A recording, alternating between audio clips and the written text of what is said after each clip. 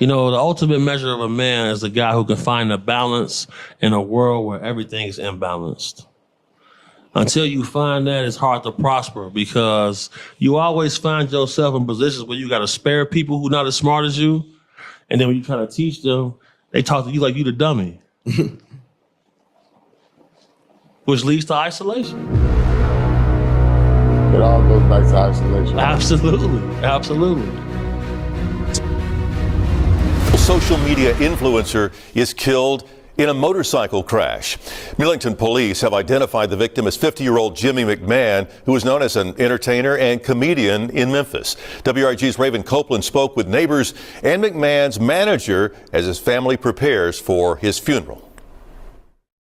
About halfway down, he came off the bike and his body went into the car, and the bike kept going until it crashed into the other cars and bounced across the street. And he was laying right where you see the orange place is marked, and he was laying there then that's when someone called. People who live in this Millington neighborhood are describing a deadly motorcycle crash that happened Monday afternoon. Just after 4 p.m., police, crime scene tape, a wrecked motorcycle, and 2 damaged cars could be seen in the 4700 block of Saratoga Road. Millington police say the driver lost control of the motorcycle and crashed into 2 parked cars. Neighbors who did not want to be interviewed on camera told WREG about the traumatic scene they witnessed Monday. My son came out and said, somebody needs to call 911. This man is dead. We got a dead man in the street. Another neighbor and myself came out here, tried to check him out. He didn't have any pulse when we found him. The victim who died at the scene was identified as 50-year-old Jimmy McMahon, also known as White Folks on social media. He was known in Memphis as a comedian and rapper who often went viral on the internet for his jokes and entertainment. His booking manager, Kentucky Boy, tells WREG he spoke with McMahon Monday, just moments before that deadly motorcycle crash. Seemed like it was untrue because I just talked to him. I'm the one that woke him up yesterday because when I called and when he answered, he was still in the bed. And I was like, what are you doing still in the bed? And it's like 4 or something in the evening. McMahon's manager says he told him he was recovering from a recent hospitalization for respiratory issues and would call him back later that night. Oh, I was just hurt. You know what I'm saying? I was hurt.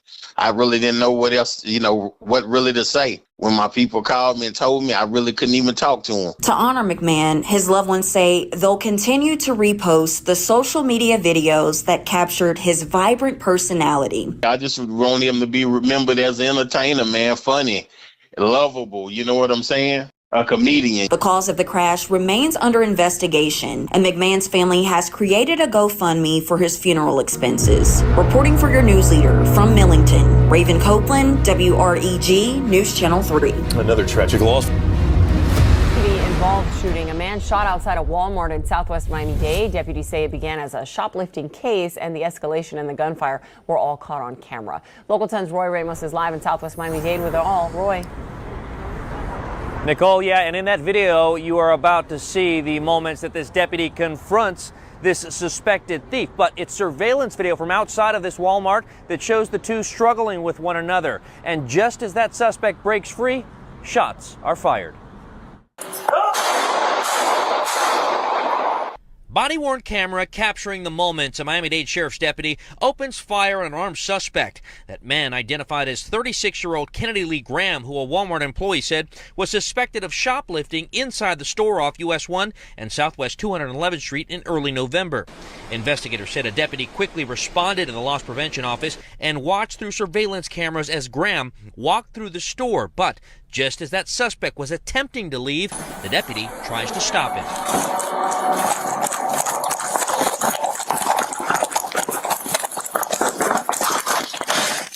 Watch as his camera falls to the floor, and you can hear that deputy telling Graham repeatedly to stop resisting. Stop resisting! Stop resisting! The two now outside the store in the parking garage. Graham seen fighting with the deputy, while this still image shows he is still armed with a gun. Are you ready? After about a minute of the deputy trying to place him into handcuffs, Graham breaks free and tries to run off, still armed with that weapon. While Graham was rushed to a nearby hospital, he ultimately died from his injuries. At the scene, deputies recovered that gun they said was loaded. And I just got off the phone with Graham's sister, who tells me she believes that this shooting was unjustified because her brother was running away from that deputy at the time he was shot.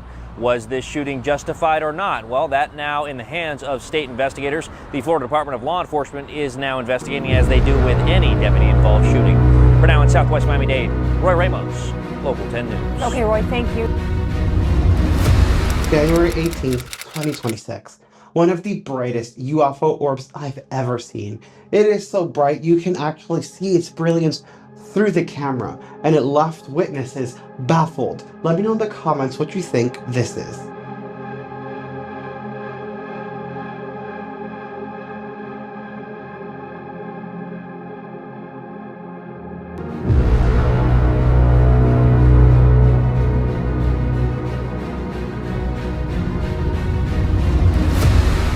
Break in the Southfield gas station shooting. Police now say rival gangs got into that gunfight and 2 innocent bystanders were caught up in the crossfire. 3 suspects are now in custody tonight. The gunfire broke out last October at the BP on Southfield Road near 10 Mile. The victims did survive.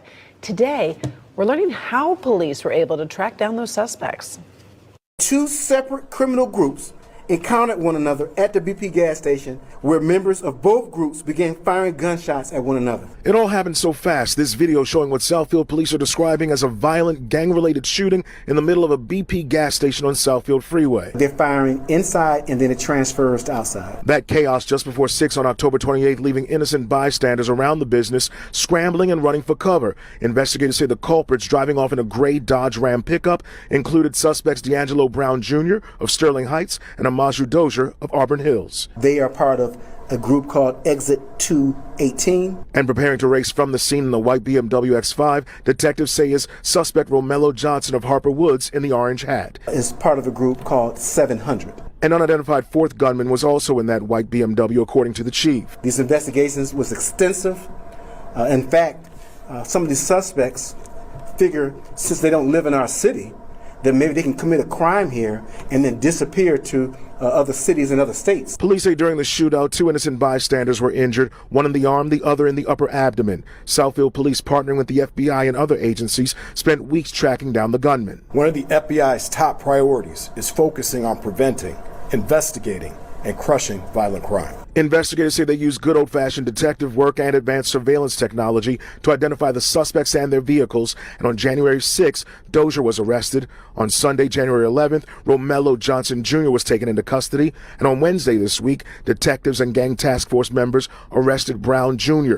They say in his possession were these weapons, an AR pistol and a Glock handgun.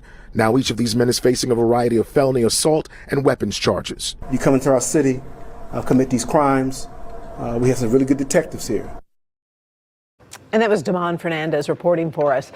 As for the victims, the one shot in the arm is healing tonight. The other has a bullet still stuck near his heart. Doctors said it's too risky to take out.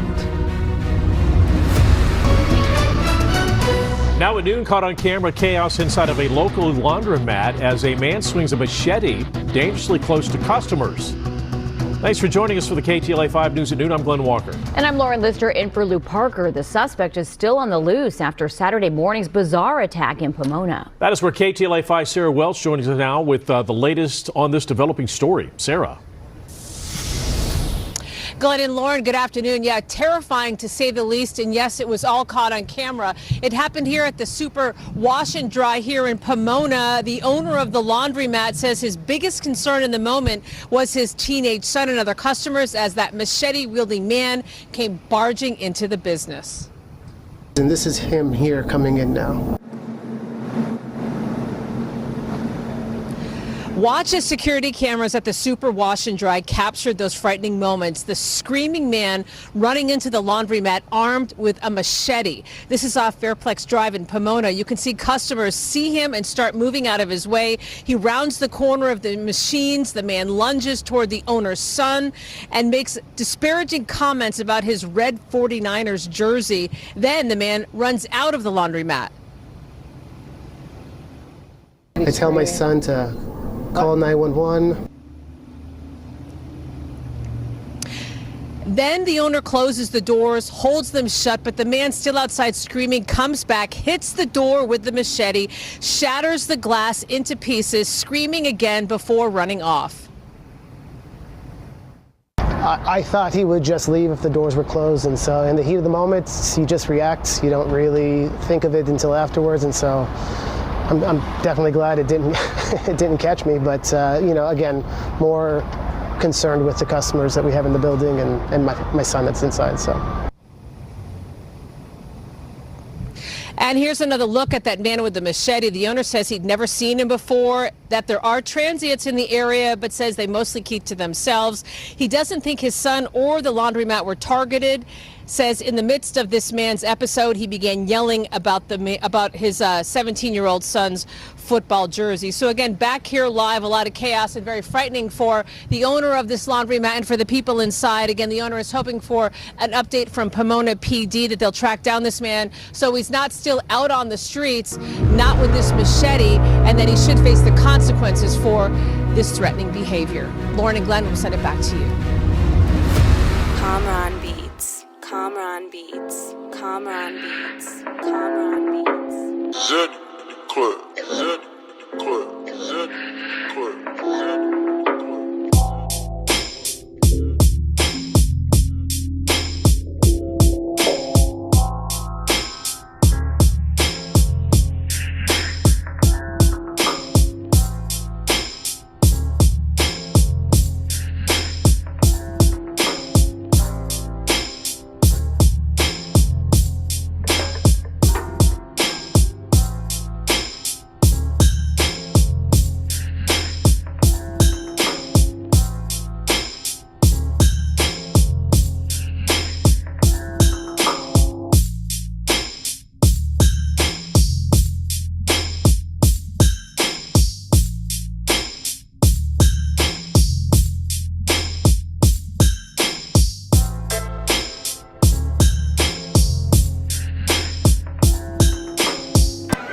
I see a lot of pretty ladies in the motherfucking building, man. I see a lot of real niggas in the building. If you came back and fuck with me tonight, man, I'll fuck with you, man, straight up.